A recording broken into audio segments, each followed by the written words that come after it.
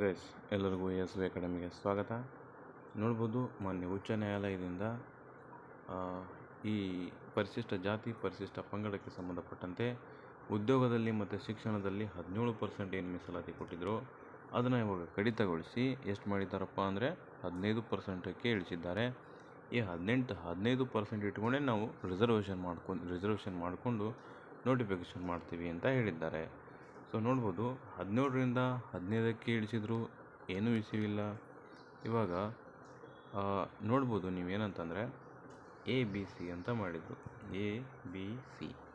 ABC ಅಂತ divide ಮಾಡಿಕೊಂಡು ಇದರಲ್ಲೇ 5.25 ಆಮೇಲೆ 5.25 ಮತ್ತು 4.5 ಅಂತೇಳಿ ಇದು ಮಾಡಿಕಿಸಿಂದ ಫೈನಲೈಸ್ ಮಾಡಿದರು.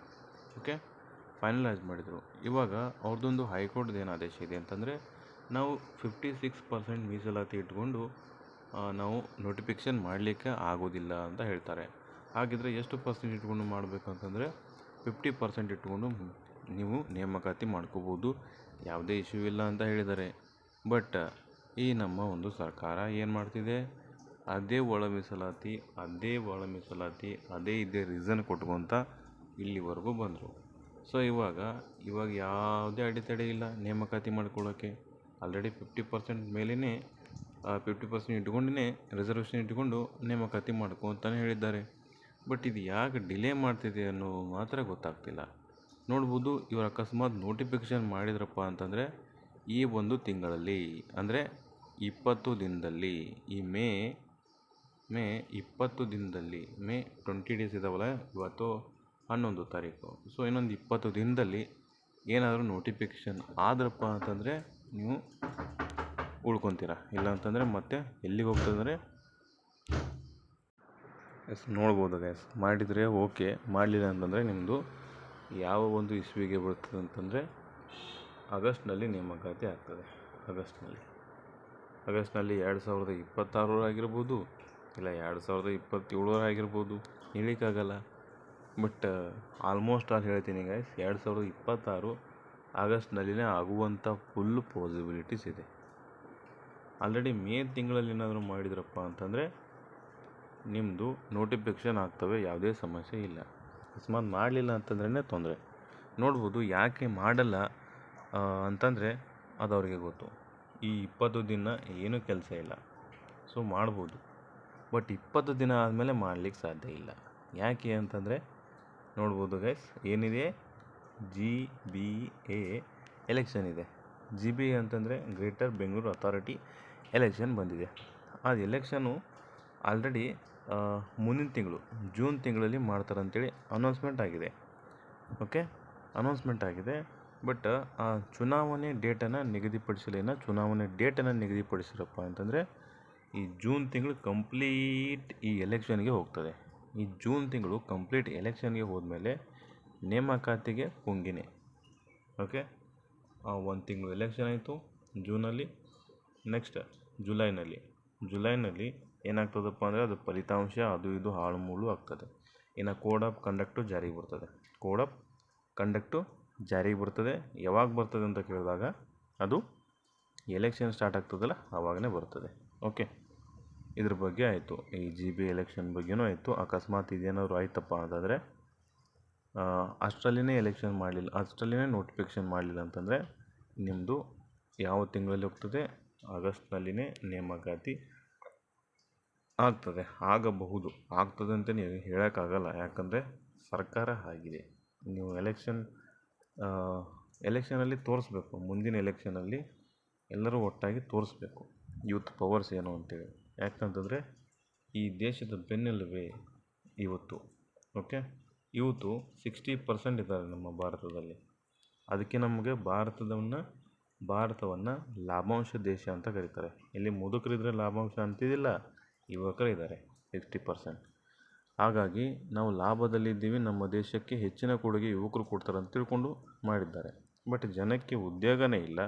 ಅವ್ರು ಎಲ್ಲಿಂದ ನಿಮಗೆ ಇನ್ಕಮ್ ಕೊಡಬೇಕು, ಎಲ್ಲಿಂದ ನಿಮ್ಗೆ GDP ಕೊಡಬೇಕು ಅಲ್ವಾ? ಸ್ವಲ್ಪ ಥಿಂಕ್ ಮಾಡೋದು. Yes sir.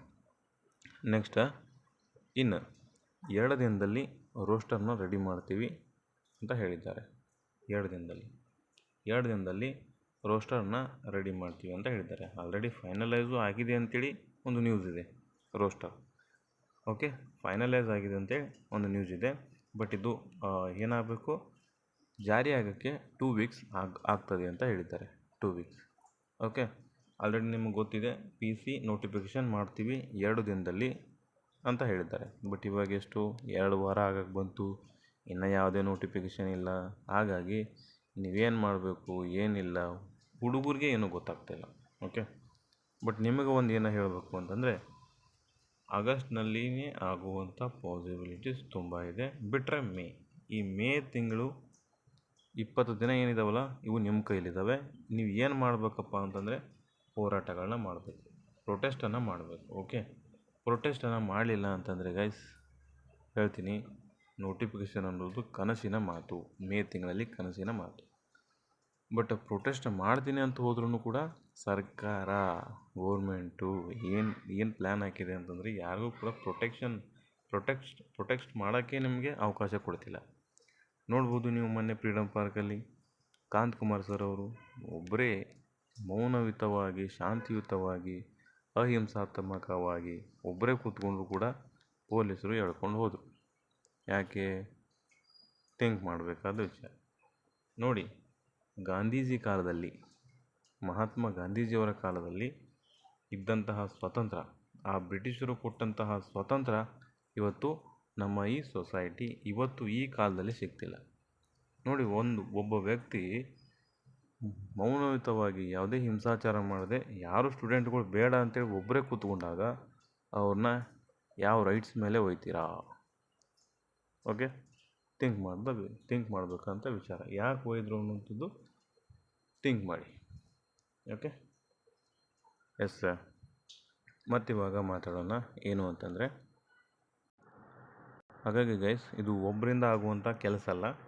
ಎಲ್ಲರೂ ಒಂದಾಗಿ ಎಲ್ಲರೂ ಪ್ರೊಟೆಸ್ಟ್ ಮಾಡಿ ಪರ್ಮಿಷನ್ ಕೊಡ್ತಿಲ್ಲ, ಬಟ್ ಪರ್ಮಿಷನ್ ಕೊಡುವ ಹಾಗೆ ಎಲ್ಲರೂ ಒಗ್ಗಟ್ಟಾಗಿ ಪರ್ಮಿಷನ್ ತಗೊಂಡು ಶಾಂತಯುತವಾಗಿ ಮತ್ತೆ ಪ್ರೊಟೆಸ್ಟನ್ನು ಮಾಡಿ ಇಡೀ ಆಲ್ ಓವರ್ ಕರ್ನಾಟಕನೇ ರೊಚ್ಚಿಗೆ ಹೇಳಬೇಕು. ಆವಾಗಲೇ ನೋಟಿಫಿಕೇಷನ್ ಆಗೋಕ್ಕೆ ಸಾಧ್ಯ.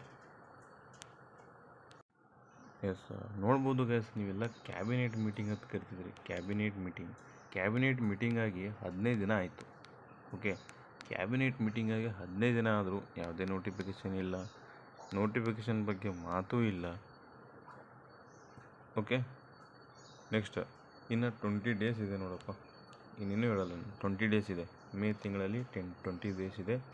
ಆದರೆ ಇದರಲ್ಲೇ ಆಗಬೇಕು ನೋಟಿಫಿಕೇಷನ್. ಅಕಸ್ಮಾತ್ ಆಗಲಿಲ್ವಾ, ಹೋಯ್ತು ಆಗಸ್ಟಿಗೆ. ಯಾಕೆ ಹೋಯ್ತು ಅಂತ ಎಲ್ಲ ಹೇಳಿದ್ದೀನಿ ನಿಮ್ಗೆ. ಪ್ರೊಟೆಸ್ಟ್ ಮಾಡಬೇಕು, ನೀವು ಮಾಡಲಿಲ್ಲ ಅಂತಂದರೆ ನೋಟಿಫಿಕೇಷನ್ನ ಮರೆತುಬಿಡಿ. ಓಕೆ, ನಿಮ್ಗೆ ಇದು ಒಂದು ತೋರಿಸಿಬಿಡ್ತೀನಿ ಇವ್ರದ್ದೊಂದು ಏನಂತಂದರೆ, ಒಂದು 400 ಪಾಯಿಂಟ್ಸ್ದು ರೋಸ್ಟರ್ ರೆಡಿಯಾಗಿದೆ ಅಂತ ಹೇಳಿದ್ದಾರೆ. ಎಸ್, ನೋಡ್ಕೋಬೋದು ನೀವು ಇಲ್ಲಿ ನಿಮಗೊಂದು 6ನೇ ಪಾಯಿಂಟ್ನ ತೋರಿಸ್ತೀನಿ. ಏನು ಅಂತಂದರೆ, ಸಮಾಜ ಕಲ್ಯಾಣ ಇಲಾಖೆಯೊಂದಿಗೆ ಒಳ ಮೀಸಲಾತಿಯನ್ನು ಅನುಷ್ಠಾನಗೊಳಿಸುವ ಬಗ್ಗೆ ಸೂಕ್ತವಾದಂತಹ 400 ಬಿಂದುಗಳ ರೋಸ್ಟರನ್ನು ನಿಗದಿಪಡಿಸಿ ಆದೇಶ ಹೊರಡಿಸುವುದು ಅಂತೇಳಿದೆ. ನಿಗದಿಪಡಿಸುವುದು ಅಂತಂದರೆ ಇಲ್ಲಿ ಏನು ಅನಿಸ್ತದೆ ಅಂತಂದರೆ, ರೋಸ್ಟರೇ ಇನ್ನೂ ರೆಡಿಯಾಗಿಲ್ಲ ಅಂತ ಅನಿಸ್ತದೆ ಈ ಪಾಯಿಂಟ್ ಮೇಲೆ. ಬಟ್ ಅವರು ಆಲ್ರೆಡಿ ಹೇಳಿದ್ದಾರೆ, ರೋಸ್ಟರ್ ಫೈನಲೈಸ್ ಆಗಿದೆ, ಅದನ್ನ ಆಲ್ರೆಡಿ ಹೊರಡಿಸ್ಬೇಕು, ಜಾರಿಗೆ ತೊಗೊಂಬರ್ಬೇಕು ಅಂತ ಅವ್ರು ಹೇಳ್ತಿದ್ದಾರೆ. ಓಕೆ, ನೋಡೋಣ ಗಾಯ್ಸ್, ಕಾದು ನೋಡೋಣ. ಇಲ್ಲಿವರೆಗೂ ವಿಡಿಯೋ ನೋಡೋದಕ್ಕಾಗಿ ಥ್ಯಾಂಕ್ ಯು. ಇದೇ ರೀತಿ ಹೆಚ್ಚಿನ ಅಪ್ಡೇಟ್ಸ್, ಡೈಲಿ ಅಪ್ಡೇಟ್ಸ್ಗಳಿಗಾಗಿ ಏನು ಮಾಡಬೇಕಪ್ಪ, ಸಬ್ಸ್ಕ್ರೈಬನ್ನು ಮಾಡಿಟ್ಕೊಂಡಿರಬೇಕು. ಅದ್ರ ಬಗ್ಗೆ ನಿಮಗೆ ತಿಳಿಸ್ಕೊಡ್ತೀನಿ. ವಿಡಿಯೋ ಏನಾದರೂ ಇಷ್ಟ ಆಗಿತ್ತಪ್ಪ ಅಂದರೆ ಒಂದು ಲೈಕ್ ಕೊಡಬೇಕು. ನೀವು ಪ್ರೊಟೆಸ್ಟ್ಗೆ ರೆಡಿ ಇದ್ರಪ್ಪ ಅಂತಂದರೆ, ಜಸ್ಟ್ ಹೋಗೋಕ್ಕೆ ರೆಡಿ ಇದ್ರಪ್ಪ ಅಂತಂದರೆ ಕೆಳಗಡೆ ಎಸ್ ಅಂತೇಳಿ ಕಮೆಂಟ್ ಮಾಡಿ. ಮತ್ತು ನಿಮಗೇನಾದ್ರು ಡೌಟ್ಸ್ ಇತ್ತಪ್ಪ ಅಂದರೆ ಕೆಳಗಡೆ ಕಮೆಂಟ್ ಬಾಕ್ಸ್ನ ತಿಳಿಸಿ, ನಾನು ನಿಮ್ಮೆಲ್ಲರಿಗೂ ಉತ್ತರ ಕೊಡ್ತೀನಿ. Thank you.